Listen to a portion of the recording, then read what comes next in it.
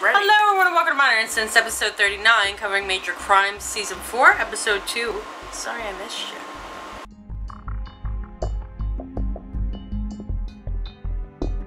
We're going to cover this in a couple different ways, obviously like we usually do, personal and crime side. Crime side, we had a murder for hire. There was a speeding car that was going down the turnpike, and Major Crimes is watching it, and they're going, oh god, don't come into our division, like we're gonna have to handle this. And then they're counting down 3, 2, 1, blah blah blah blah blah. And then suddenly the guy goes into their mark, and a body falls out the back. The car turns, the body falls out the back, and they're like, oh shit. We come to find out, like I was saying before, it was a murder for hire. What ended up happening was the guy who was murdered, his wife was cheating on him with their marriage therapist. And that was one part. And then there was another part where the other guy who was driving the car, who had murdered the doctor, did it for his friend who was a lawyer. The friend's daughter died because the doctor that was killed, she committed suicide. Yeah, and the doctor blamed the guy that was killed, that flew out the back of the car. I think that was kind of able to be understood, maybe. Not sure. On the personal front, we have Rusty. If anybody has been paying attention to the Major Crimes YouTube channel, you will be seeing that there are many episodes of Rusty's vlog. They're being done on a separate YouTube channel, but they're linking it on the Major Crimes one. And it's called Identity.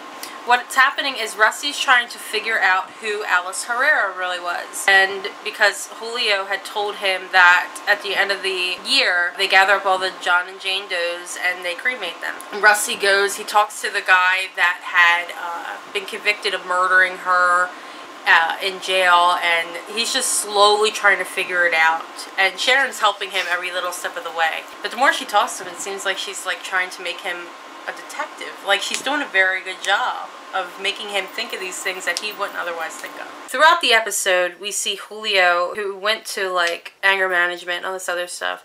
We see him slowly start to unravel. And when the father tells the story of his daughter committing suicide, Sharon loses it, and Julio is also in the room with them.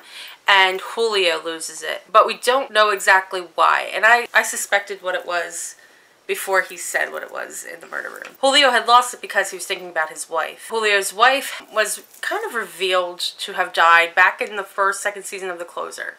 And they never really went into why, but it was finally told in this episode, which I'm really glad they gave that sense of humanity to Julio. What had happened was his wife was 5 months pregnant with their daughter, and she had a seizure disorder. And the doctor had told her that she could stop taking her medications because of the baby. Well, she ended up having like a really bad seizure, like grandma seizure, and she got in a car accident and obviously died a few days later and lost the baby. So Julio really broke down in the murder room, and it was really, I felt so bad for him. Like it was a turning point for Julio, I felt. Yeah, because he doesn't usually share things like that. I think that's the most he's spoken in years. Literally. And this was their 50th episode too, which was pretty cool, which no mention was made of it, but it was their 50th episode. Hobbs was there. Hobbs was there. Hobbs Hallelujah. But she didn't do much. She really didn't have a lot of lines. No. We found out what was said to Andy when they closed the door. It wasn't sweet, sweet love, and that happened on Sharon's desk. What it was Sharon asked Andy to keep an eye on Julio, make sure he was okay. So yeah, I was glad they covered that. They covered what happened, because Julio was being super cold toward Andy. And we all knew why. It was because of what Andy said to Sharon last episode, because he wasn't comfortable with Julio being there just yet, or being, you know, given a case just yet. I'm really Andy glad. didn't want them to bring him back as quickly as they did. No, not at all. He was being a little biatch. What did we like about this episode? I personally loved when Provenza called that person Dr. Dumbass. Yes. That was hilarious. Me too, guys. And I like what Rusty's doing. Trying to find who actually Alice Herrera was. I'm really glad that they're doing those minisodes online with that whole thing. So we're seeing it in the episode, but we're also hearing what he's thinking in these little minisodes. You didn't see it yet, but... No, I didn't know they were doing it. Yeah, it's really cool. What did we not like about this episode? I didn't like the case part of it, but like I didn't like the beginning. Like I thought it was I don't know. The car chase? The car chase and how you got like a 2-for-1 deal with the bodies and... Yeah. That was dumb. I know. But I started liking it a little bit more, like, as it unraveled. Mm-hmm. And, like, when it brought in, like, the Julio aspect of it. Yeah, that Julio revelation really made that episode for me. Like, everything else was really good. I really liked this episode. The only thing I didn't like was Provenza's, like, nonchalant attitude about the kid. Like, when they took the mom into the station, the lawyer was left with the kids, and he was just like, oh, just call somebody. And it was like, really?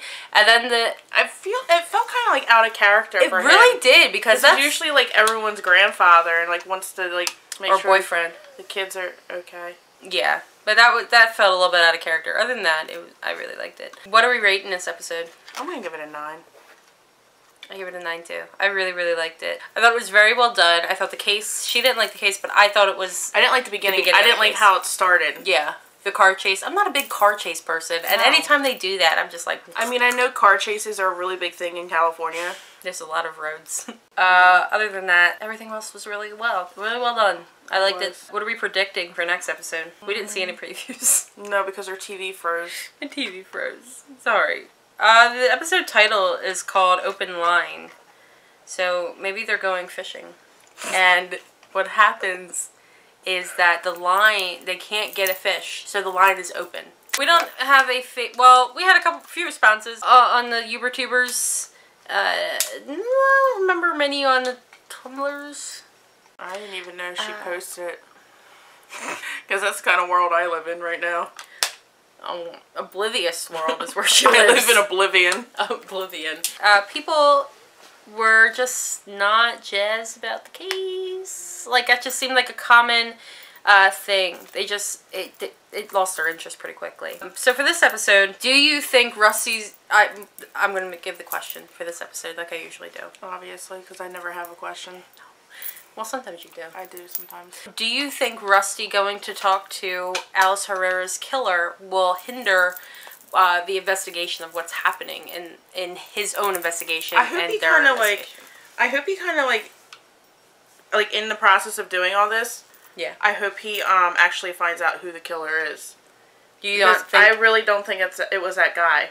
You know? No. Like, me either. How about that? That's a no-no. I don't think it was him. Well, I think he just confessed to it. Well, we heard him say, get off the streets. Yeah, we heard him say that he's been clean for 10 months. That was the distance of when he was arrested and when now. He's been clean since then, which means he was trying to say that the cops were using him being on drugs. Maybe his mind was altered when they brought him in and he confessed to something he didn't even do. So that's what we want to know. Well, there's kind of two questions there. Do you think that guy actually killed Alice Herrera? And do you think Rusty's investigation of what's happening or what happened to Alice Herrera and her background is going to not help the case whatsoever? Is it going to hurt the case? So help it, tell us down there. Actually do it this time. Yeah, please. She needs something to do. I do. We're gonna pick a winner soon for last season's thing. I promise. Like, we're not making this up, okay? Because we have a lot of things planned in here. But we actually gotta pick somebody, and we will. Don't worry, it's coming. We'll have Maya pick it. We'll do a video just of Maya picking a name. Not right now, but we will. It's gonna happen. Pick a winner. From her notes. So join us next week for episode 40. 40. Join us for season 4, episode 3 of Major Crimes, titled Open Line, about fishing.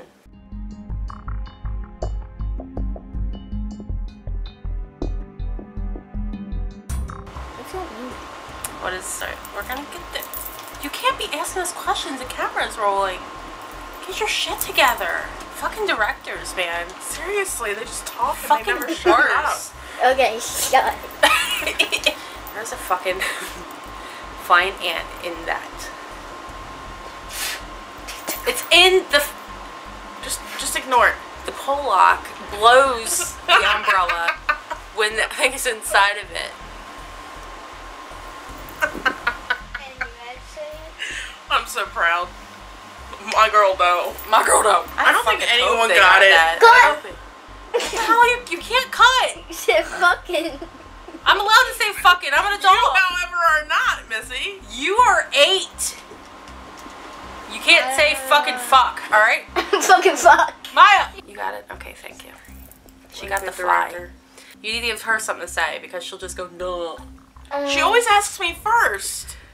Oh my god, are you gonna cry about it? No. I'm just saying, white Bronco. That's all I'm saying. I'm just kidding. But, glove doesn't fit. You must have quit. Sophie! That is a game, boy! That's my prediction. What's your prediction? So, they do go fishing in my prediction. So their line gets... Wait, who's going fishing? I'm just saying, that's what the next episode is called, Open Line. Oh, so maybe someone's going fishing, and it's going to be like a new case, and then... It's going to be a new case. New case. Well, new case on the block. So then their line, like, they breaks. caught something, but it's too strong, and their line's really nice. And we may have to use Provenza's hat. No, shut up. As a net. She said, this is really serious, alright? Go ahead. And then it pulls them in, and someone drowns, so they go figure out the case. Oh my god. That's definitely it. That's it. Nailed it. What's going to happen. Nailed it. We don't even have to watch next week. You don't have to watch it. Maya got it.